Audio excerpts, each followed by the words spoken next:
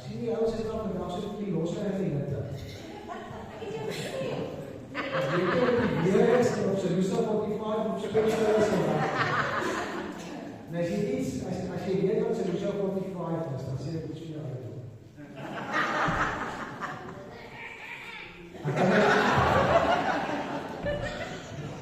Ek kom nie voor samspan weer eens baie, want ek sê, rechtig toewijden, of samspan enkele. Ons het meer as een samspan. So die ouens maak leerte, en los mekaar af, en sing lekker saam. Julle sal ook sien, party Sondag, as van die mense sing, as die baie min katte op die verskil. So elke wat sê, het is goeie deel van ons is gebeurd. Amen. Alles, party is om saam door die ene deel van die prijs, en ander is om die katte op die verskil. Ons sê die, ons sê die, wat die. Maar waar daar kom voor die verskil? Goeiemorgen. Dit is baie om te sien. Dit is baie lekker om te sien. Was nou net baie welkom terug. Ons sien eigenlijk dan die te hoor as jy trippie gewees. So baie welkom terug. Ons is besig om te lees oor die karakter en die eigenskappe van God. Hoekom is dit nodig dat ons dit goed weet? In die eerste plek het ons gekyk na die Sondag sê die woorde vir ons dat God se volk gaan ontgronde as gevolg van gebrek aan kennis. Maar wanneer jy 'n verhouding met iemand bou, wil jy nog meer van daardie persoon leer. Want ons begin baie kon nie wag om weer hoef in die boy te kom en tyd saam met ons spandeer. Is verbasend hoeveel keer vra jy vir iemand wat sê dat daar 'n lang pad met jy gaan loop. Dan vra jy vir hulle en sê vir hulle, wie is God? Jy vertel vir my van God, maar wie is God? En dan sal ek vir jou vertel wat God alles doen. Maar min sê vir jou wie God is. Hoekom? Is dit omdat ons nie die woord van Pynsdag en nacht soos ons van verstaan is om te doen nie? Is dit omdat ons nog in ons menslike natuur die voordeel sien om 'n verhouding met God te hê en daarom dan jy sien wat hy doen in ons lewens?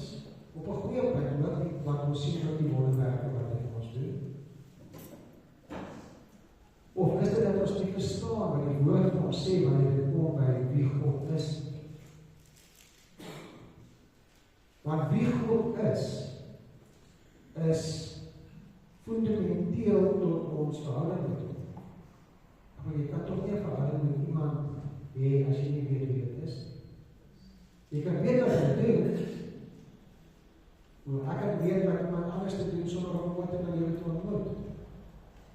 Maar het sê nie ek weet met wie na wie dat persoon is. Vir ons om te groei in ons geloof, om te groei in ons verhouding, moet ons weet wie God is. Die woord sê vir ons baie duidelik op verskillende plekke wie God is. En net 'n bietjie terug te kom, laas Sondag het ons gepraat oor draagbare, meedeelbare of die menslike eienskappe van God. En wat die eienskappe is dit? Dit is die eienskappe wat God het, wat hy in 'n mate oordra aan ons. En wat hy ook van ons verwag om na te volg. Ons het so vinnig genoem dat die vrug van die Gees spesifiek sê vir ons 9 oordraagbare eigenskappe van God, wat ons veronderstel is om na te volg, want dit is die vrug van die Gees, en die Gees is God. So as die boom, Gees, Jesus en God vir ons vrug gee, wat ons moet navolg en saamdra, beteken dit ons nou dat dit is die eienskappe wat ons ook inherent het. En dan kom ons natuurlik by die ondeelbare, die onoordraagbare of die goddelike eienskappe van God. En ek wil vanoggend net aan 3 van hulle raak. Hoekom is dit belangrik dat ons weet spesifiek spesifiek wat eienskappe hier is. Ons sal baie spesifiek sien. En die eerste ene is wat ek wil oor gesels is, God is almagtig. God is almagtig. 'n Mens kan tot op 'n sekere vlak van magtigheid gaan, maar hy kan nooit almagtig wees nie. Ja, die Bybel is ook nie almagtig nie, al wil hy dit vir julle voorlees. Nou, die woord almagtig is ook omnipotent, wat hy 2 Latynse woorde bestaan het. Omni, wat alles beteken, en potent, wat kragtig beteken. So dit is, as jy op die vertaal, alles kragtig. Kom ons kyk na teks, Jeremia 32 vers 17 sê, Ag Here, Here, kyk, U het die hemel en die aarde gemaak deur die grote krag en deur die uitgestrekte arm. Geen ding is vir U te wonderbaar nie. Matteus 19 vers 26 sê ons, maar Jesus het hulle aangekyk en vir hulle gesê, by mense is dit onmoontlik, maar by God is alles moontlik. Alle dinge is moontlik.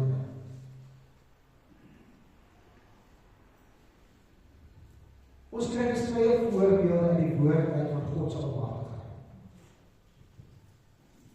Vir alles as ons kyk in die wonderwerke, ons kan sien dat geen mens of enige God dit sal kan doen. Maar wat is daar wat vir my en vir jou? Want daai is wat vir ons wys God se almagtigheid. Dit versterk ons geloof. Maar wat is vir my en vir jou die belangrikste punt in God se almagtigheid? Wat wys vir ons sy almagtigheid? En dis die feit dat hy sy seun uit die dood het opgewek. Geen ander God kan dit doen. En deur die feit dat God sy seun opgewek het uit die dood, beteken dit ek en jy kan vandag hier sit in genade. As God nie almagtig was, en either dit nie wou doen nie, of dit nie kon doen nie, en sy seun nie uit die dood het opgewek het nie, het ons nie 'n vlekkelose land gehad wat ons gestap is. En dan het ek en jy vandag as mens in ons menslike natuur nog steeds die verantwoordelikheid gehad om as sondeoffer voor God geoffer te word. En ons sou nie kan nie, want ons is mens, ons is sondig. Dis omdat dit belangrik is dat ons moet God se kenmerke besef, want dit dan besef ons wat is die belangrikheid van dit in ons verhouding met hom. God se almagtigheid beteken dat ons vandag hierso kan sit en vir die Here sê dankie. Dankie dat U U seun vir ons gestuur het, dat hy bereid was om vir ons te ly, dat hy vir ons gesterf het. Maar die belangrikste daarvan is dat hy opgestaan het.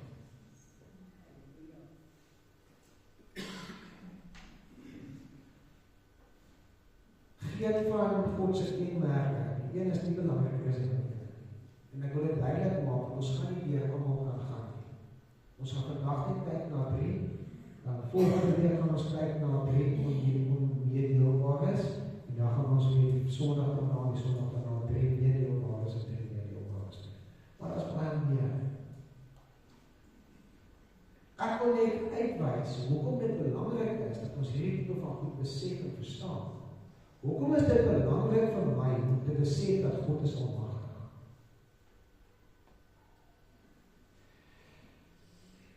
Wanneer ons besef dat God is almagtig, kry ons berusting in die feit dat ons hoef nie te worry, te stres, angsbevange te wees, en rond te hardloop af te niks. Hoekom? Want God is almagtig. Ons moet weet in ons verhouding met God, hy is almagtig. Daardeur kan ek as kind van God berusting kry. Dis nie te sê ek gaan nie 'n slegte tye gaan. Dis nie te sê ek gaan nie hartseer hê nie. Dis nie te sê ek gaan partykeer regtig ontstaan. En die rede daarvoor weet ons dalk nie altyd.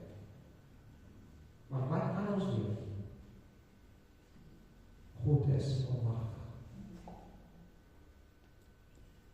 Twee dinge wat die Bybel baie keer vir ons wil voorgee, om ons te laat twyfel in ons geloof, is die feit van dat hy wil vir ons sê dat God is nie almagtig nie. Jy het nou wat gestres.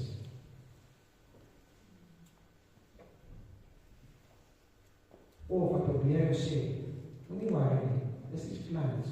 Probeer dit jou eie uit, het God nie. En altyd van daardie feite is ontsettend gevaarlik as ons wel in die strik van die Bybel praat. Wanneer ons wel begin glo dat God is nie almagtig nie, omdat hy dalk nie optree op die tyd wat ons dink hy moet optree, en ons 'n groot verskil. God bly almagtig, wat ook beteken dat hy kan doen wat hy doen wanneer hy dit wil doen. En hy is nie gebonde aan ons tyd of verantwoordelik aan ons vryheid. Inteendeel. Die tweede ene waarna ek vanoggend graag wil kyk is God is alwetend, omniscient. God weet alles. In die verlede, nou, die toekoms van almal. Nou wil ek vanoggend weer die vraag vra. Die feit dat God alwetend is dit vir jou 'n irritasie of gee dit vir jou berusting? Hoekom sou dit vir ons 'n irritasie wees? Maar dit is goed wat jy dink jy kan herstel. Want die woord is duidelik. Wat jy doen in die duisternis, sal gewys word in die lig. Dit is belangrik dat ons die karaktereienskappe van God ken, sodat ons kan groei in ons verhouding met die Here. Alwetendheid word gedefinieer as die vermoë oor alle kennis te beskik. Dis die kwaliteit om alles te weet. En ek wil vanoggend 'n spesifieke gedeelte voorhou wanneer ons kom by hierdie spesifieke punt van God. En ek gaan vir ons uit die woord uitlees. Ons gaan na Matteus 26 toe. En julle kan saam lees as julle wil. Ons gaan eers lees Matteus 26 vers 31 tot 35 en dan Matteus 26 dieselfde hoofstuk vers 69 tot 75. Matteus 26 vers 31 tot 35 en dan nog steeds dieselfde hoofstuk, gaan ons net bietjie verder af. En voor ons by die gedeelte kom, wanneer ons praat van God is alwetend, moet dit nie vir ons iets wees wat gebruik word om ons bang te maak. Maar dit is baie maklik vir iemand om te sê, God is alwetend, so, en dan 'n klomp goed gee of doen of so, wat jy nou skielik moet doen of nie moet doen, wat nie altyd woord gebaseer is. Maar omdat God alwetend is, kan ons berusting kry in die feit dat hy weet, ons is mens. Hy weet, ons is sondaars. Hy weet wanneer ons as prins bly sondig en wanneer ons probeer sonde afleg en doen. En dit gee ons nog 'n berusting om te weet dat maak nie saak waarheen ek gaan nie, maak nie saak wat in my lewe aangaan nie. God weet dit. En as gevolg van my verhouding met God, sal daar wel 'n uitkoms wees. Amen. Is dit nie oor in Psalm 23 ons sê? As God nie alles geweet het nie, sou hy dalk nie geweet het wat sy omstandighede jy is, wat sy benare jy is, en wat sy geestestoestand jy dalk is, as gevolg van goed wat in die lewe gebeur nie. Dis wat belangrik is, dat ons berusting kan kry in die feit dat God is alwetend. Matteus 26 vers 31 tot 35. Petrus is gewaarsku. Toe sê Jesus vir hulle, julle sal almal in hierdie nag aanstoot neem aan my, want daar is 'n stryd. Met wie praat hy so? Met sy disippels. Hierdie is mense wat ten minste vir 3 jaar al, meeste van hulle lewe met hom gedeel het, dag en nag. En hy sê vir hulle, julle almal gaan vanaand. Dis nie, ek wonder, of kom ons lees die sterre, of kom ons gaan na 'n Palm Reader, of wat ook al die geval mag wees nie. Jesus sê vir sy eie disippels, julle sal almal in hierdie nag aanstoot neem aan my, want daar is geskrywe, weer eens, woord. Elke Sondag sê ons, moet die woord van God bepeins dag en nag. Ek sal die herte slaan en die skape van die kudde sal verstrooi word. Want nadat ek opgestaan het, sal ek voor julle uit na Galilea gaan. Daarom antwoord Petrus en sê vir hom, al sal almal ook aanstoot aan u neem, ek sal nooit aanstoot neem. Jesus sê vir hom, voorwaar, ek sê vir jou in hierdie nag, voordat die haan gekraai het, sal jy my 3 maal verloor. Petrus sê vir hom, al moet ek ook saam met u sterwe, ek sal jy nooit verloor nie. So het ook al die disippels gesê. Is wat hulle sê en wat Jesus sê self?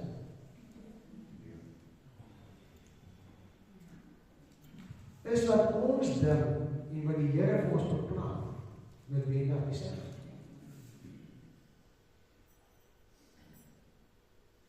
Omdat die planne gemeet nie bekend as aan ons nie, of gebeur in die tye wat ons het wil laat gebeur. Gebeur het baie keer dat ons as mens begin twyfel. En dis nie veronderstel om so te wees nie, want ons weet vir 'n feit, God is alwetend.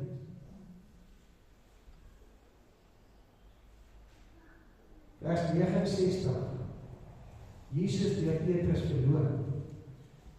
En Petrus het buitekant gesit in die binnenplaas van die paleis, en 'n sekere diensmeisie het na hom gekom en gesê, jy was ook by Jesus in Galilea.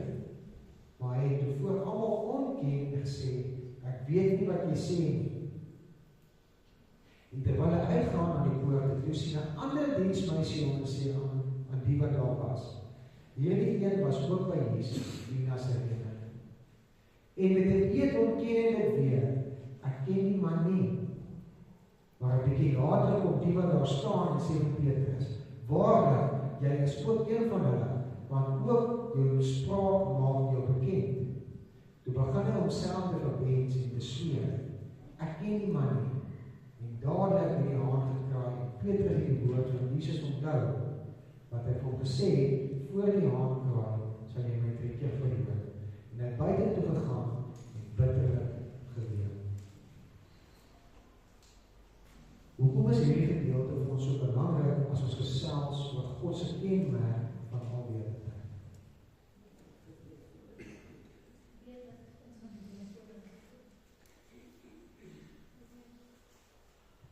Het Petrus se keuse gehad?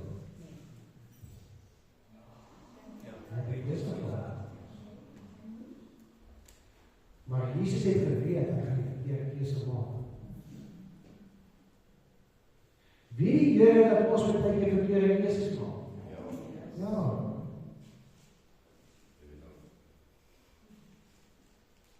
Verander dit sy liefde vir ons.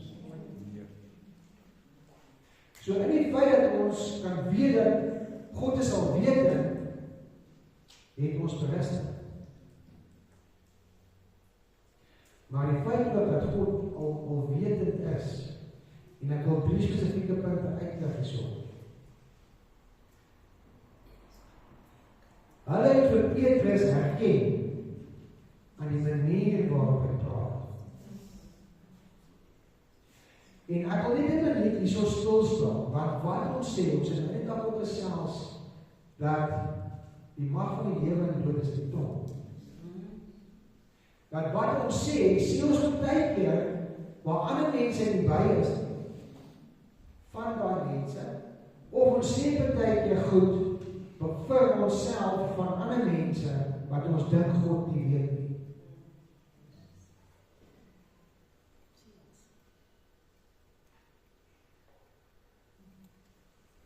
Petrus sê, toe hy die eerste keer aangevat word, maar hy het vir almal ontken en gesê.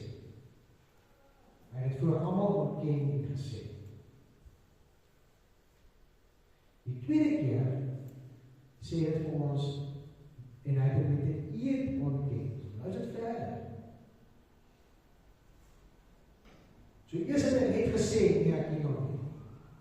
Die tweede keer het hy dit met 'n eed gesê, en gesê ek ken hom nie. En die derde keer het hy homself verwens, en dit met 'n eed gesê, dat hy ken Jesus nie. Die 83 vertaling sê vir ons 'n bietjie anders. Hy sê, rukkie later kom die manne, dis dit die derde keer. Maar daar staan na Petrus toe en sê, dit is waar, jy is ook een van hulle. Mens kan dit aan jou spraak hoor. Kan mense aan jou spraak hoor, jy is 'n kind van die Here? Of nie? Hoe praat jy?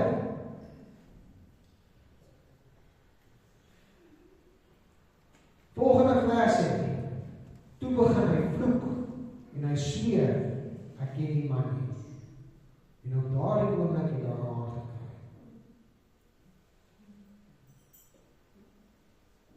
Kan mense aan die manier wat jy praat, jou uitken as 'n kind van God of nie?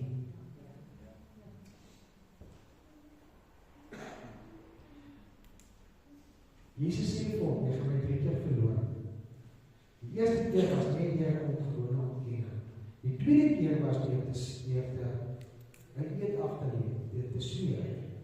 En die derde keer, wat hom nou besef het, dat dit wat die Here gesê het waar is, was toe hy begin vloek. Maar dit sê, hy het homself besweer, die 83 vertaling sê, en hy begin vloek. So wat het hy probeer doen om die onderskeid te maak tussen hom en die ander disippels, die ander kinders van die Here wat saam met hom geloop het, 'n pad gestap het, waardeur hulle gekenmerk was deur wat hulle gesê het. Hulle kom die derde keer en sê, jy is 'n kind van die Here. Ons kan dit hoor in jou spraak. En wat doen hy? Hy verloon die Here deur sy spraak, die manier hoe hy voorkom, homself uitspreek te verander. Hoeveel keer verloon ons nie die Here? Weer ons praat.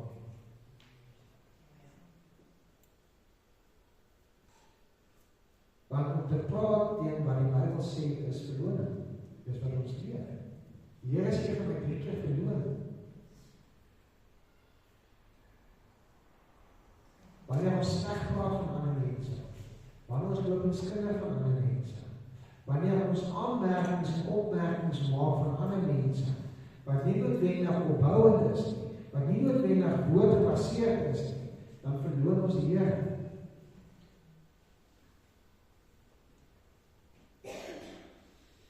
Volgende punt wat ek wil gesels is, God is alomteenwoordig. God is omnipresent.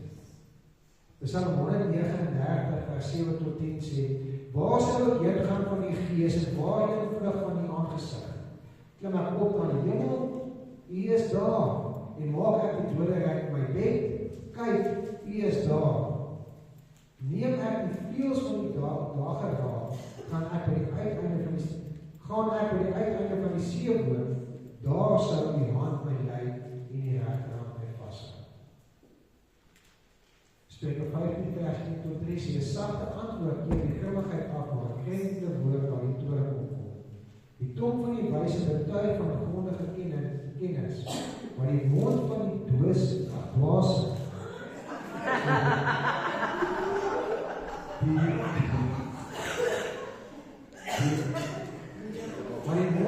dwaase laat soortheid uitbord. Op elke plek is die oor van die Here.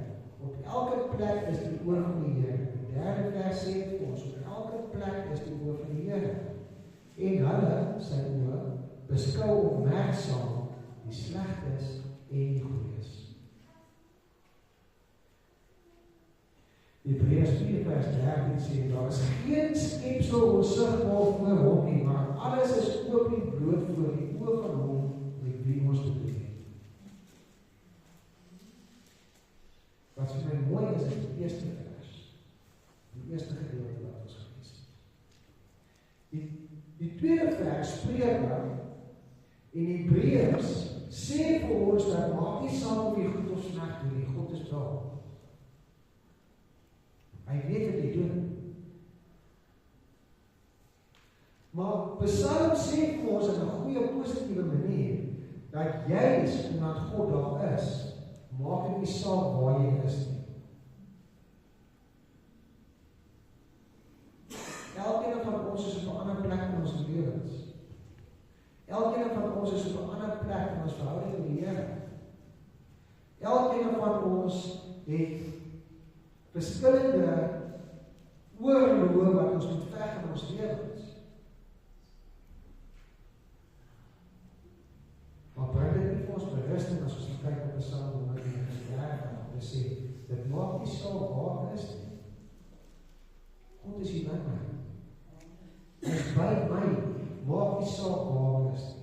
Hy is by jou, maak nie saak waar jy is nie. Hoekom? Want God is alomteenwoordig. Ek hoef nie in 'n ry te staan en te wag tot wanneer God met jou klaar is en dan kom hy na my toe en dan kom hy my help of hy kom my ondersteun of hy kom wat ook al die geval is. Gee dit ons nie berusting nie. Gee dit ons nie 'n rustigheid om te weet dat maak nie saak waardeur ons gaan nie. God is hier by my. Dit moet tog ons 'n verskil maak in ons verhouding met die Here as ons dit goed weet. Dis hoekom dit belangrik is dat ons die eienskappe van God ken.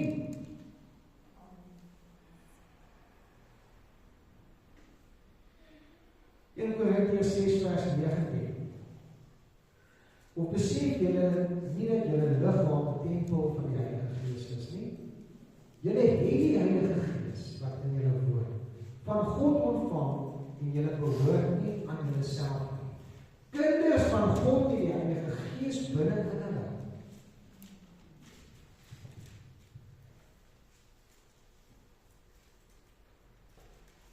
As die Heilige Gees by ons is en hy is in ons en ons is 'n tempel omdat ons aan God behoort, is dan ons niks wat ons hoef te vrees nie.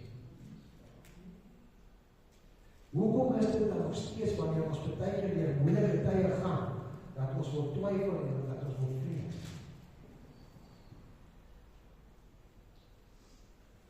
Hierdie tipe van verse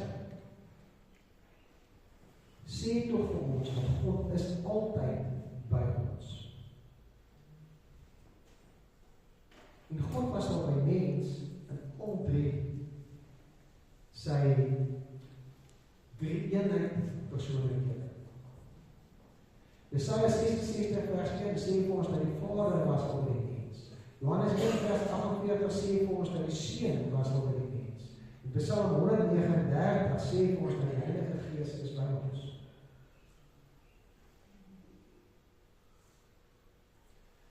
Bring dit nie vir ons berusting om te weet dat die Here is by ons nie. Maak dit 'n verskil in jou omstandighede?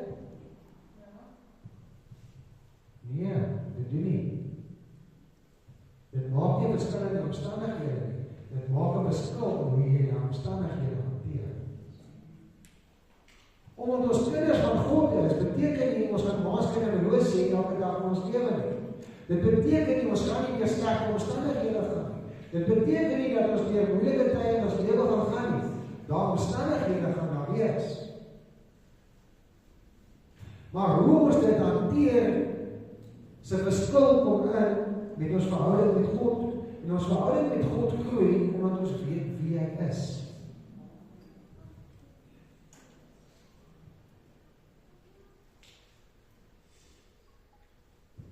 Voel dit baie keer vir ons op die Here nie by ons is.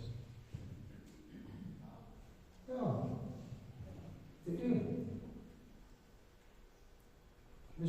skaam of sleg gevoel daaroor nie.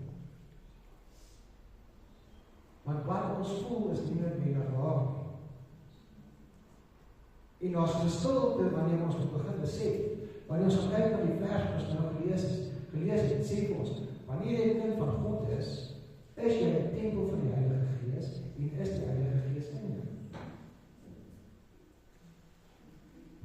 Ons gaan dit nie weet as ons nie die woord bestudeer.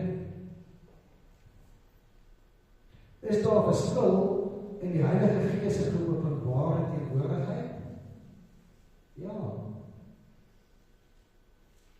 Wanneer jy besig is met aanbidding, wanneer jy die kerk met mekaar kom, wanneer jy emosioneel raak, wanneer jy gebed doen, dit is alles die Heilige Gees wat sy heerlikheid aan jou openbaar.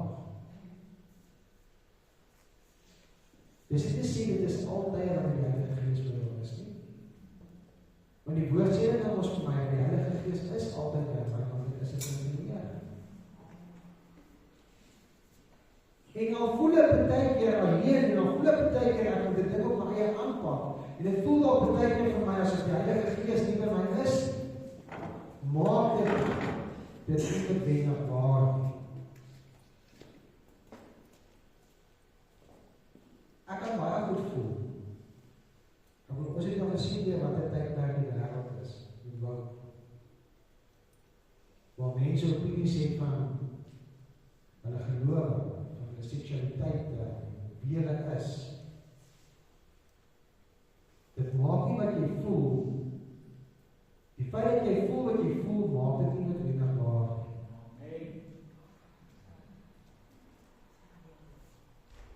In 'n positiewe lig, al voel jy partykeer die Heilige Gees is nie by jou nie, maak dit wat jy voel nie noodwendig waar.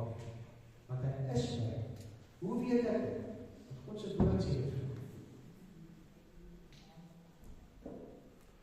En dit is goed dat ons moet besef, God is onbeperk, hy is alomteenwoordig, hy is alwetend, en dit is die tipe dinge wat ons met verhouding met die Here hou. Romeine 8 vers 15 en 16 sê, die Gees wat aan julle gegee is, wat ons tot God kan doen, Abba, dit beteken Vader, is by ons. Die Gees wat aan julle gegee is. Toe die Heilige Gees, toe die Here opgevra het, het hy gesê, ek gee julle die Heilige Gees as vertrooster. Maar wie die Heilige Gees in hulle? Die kinders van God, die Heilige Gees in hulle. Wat het julle vra? As God dan nou almagtig is, hy is alwetend en hy is alomteenwoordig, nie die priester wat ons vandag gelees het. Hoekom red hy nie van hom?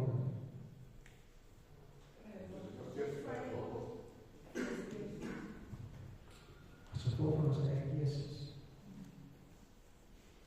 En hier is die tipe goed wat mense jou vra, wat dalk nie noodwendig 'n kind van die Here is nie, of wat dalk 'n nuwe kind van die Here is. En ek gaan vir jou vra, maar jy sê dat jy is 'n kind van die Here, verduidelik dan vir my wie God is. Gaan jy dit kan doen? Gaan jy God se kenmerke en eienskappe vir daardie persoon kan verduidelik soos wat ons dit nou vandag doen? Nie om die persoon van die bevange te maak om te laat weghaal, nie maar om hom berusting te gee sodat hy dadelik kan beweeg in sy verhouding met die Here.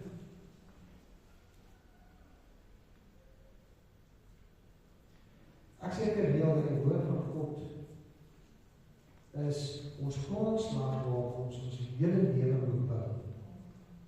En maak nie saak wat jou vraag is, die antwoord is die. Die verskil is net, gaan soek jy.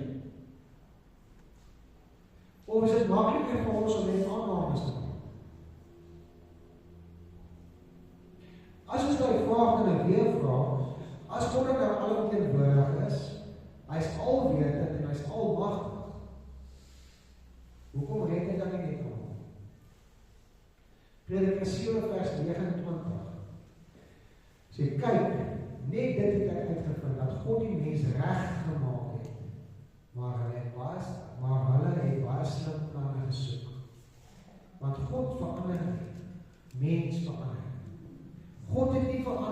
tyd van Eden nie. Wat het verander? Die mens. Hoekom? Dis 'n gevolg van die sonde. Presies. Die woord sê nie vir ons, kyk, ek maak die deur oop, en ek gaan sit aan jou tafel, en ek eet saam met jou almal nie. Wat sê hy? Hy klop. God is daar. Hy staan daar. Hy klop, en hy klop, en hy klop, en hy klop. Maar jy en ek het die keuse of ons daai deur oopmaak. Hoekom red God nie almal nie? Hy kan, as hy wou. Hy kan as hy wou. Hy is almagtig. Maar hy doen nie. Want ek en jy hou die deur toe. Ja. As ek en jy nie die keuse maak om die Here te volg nie, gaan hy nog steeds bly klop. Hy gaan homself op ons afdoen.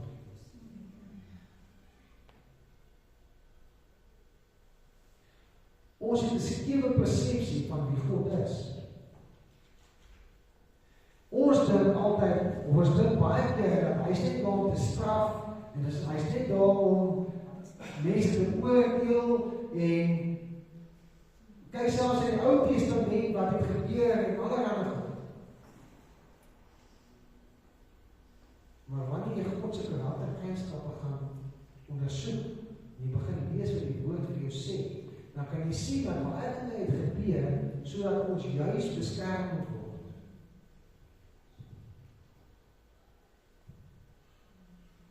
Hoekom het die Here, of hoekom het God nou vir Adam en Eva gesê, dat moenie van die boom van goed en kwaad eet? Dis 'n vraag wat mense jou gaan vra, dis 'n kind van die Here. Hoekom het hy nou die boom gemaak? Hoekom het hy vir hulle gesê, moenie van die boom gaan eet nie?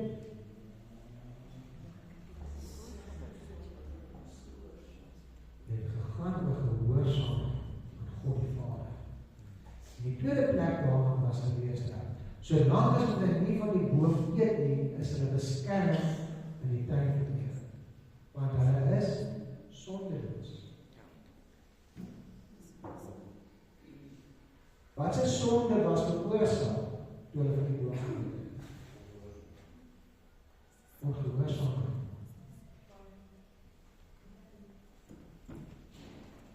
Sodat jy nie gegaan oor die vrug nie, gegaan oor die aksie. Dit is wat hulle verhouding met God verbreek het. Dit is wat die sondige natuur van die mens veroorsaak. God is al weet, het jy geweet wat gebeur? Ja. Het hy gehoop dat mense as gevolg van hulle eie keuses wat hulle uitgevind het, nooit sal gebeur nie? Natuurlik. Want hy is lief vir ons, hy wil ons beskerm. Hoeveel keer gebeur dinge in ons lewens wat ons nie eers van weet nie, wat ons beskerm.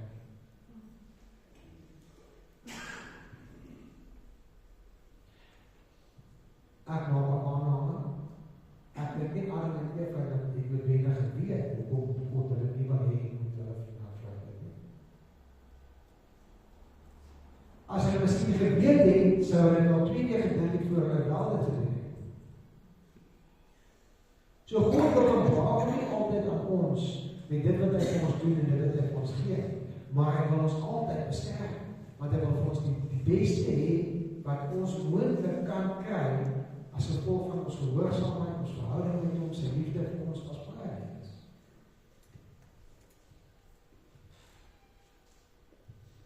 Ek gaan afsluit met 2 Petrus 3 vers 9. En omdat ons juist nou weet wat van die karaktereienskappe van God is, wil ek ons hierdie gedeelte voorhou as iets wat te gaan dink hierdie. Want dit sê vir ons baie duidelik hoe God oor ons voel in sy alwetendheid, in sy alomteenwoordigheid, in sy almag. Maar 2 Petrus 3 vers 9 sê, die Here vertraag nie die belofte, so sommige dit vertraag om ag nie. Maar hy is nou moedig oor ons en wil nie hê dat sommige moet vergaan nie. Maar dat almal tot bekering moet kom. Here wil hê jy moet tot bekering kom. Here wil 'n verhouding met jou hê. Hy wil jou Vader wees. Hy wil jou red. Hy wil jou beskerm. Hy wil jou liefde gee. Hy wil. Dan sê vers 10 vir ons, maar die dag van die Here sal kom soos 'n dief in die nag, waarin die hemele met gedruis sal verbygaan, en die elemente sal brand en vergaan, en die aarde en die werke wat daarop is, sal verbrand. Terwyl ons die kans het, bekeer. As daar sonde in jou lewe is, laat dit gaan. As daar enigiets is wat keer dat jy kan groei in 'n verhouding met die Here, laat dit gaan. Dis nie maklik nie.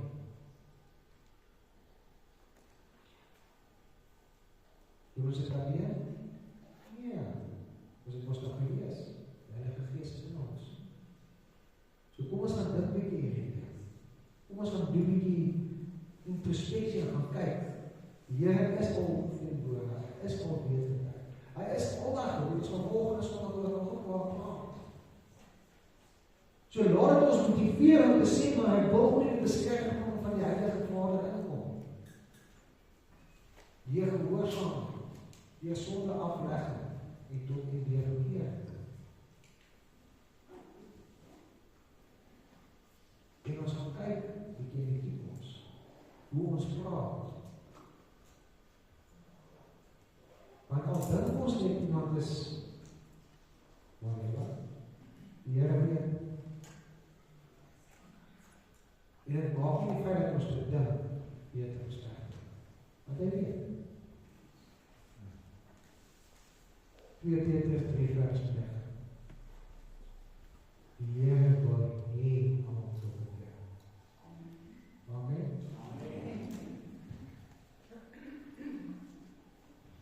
Ek wil graag volgende 2 baie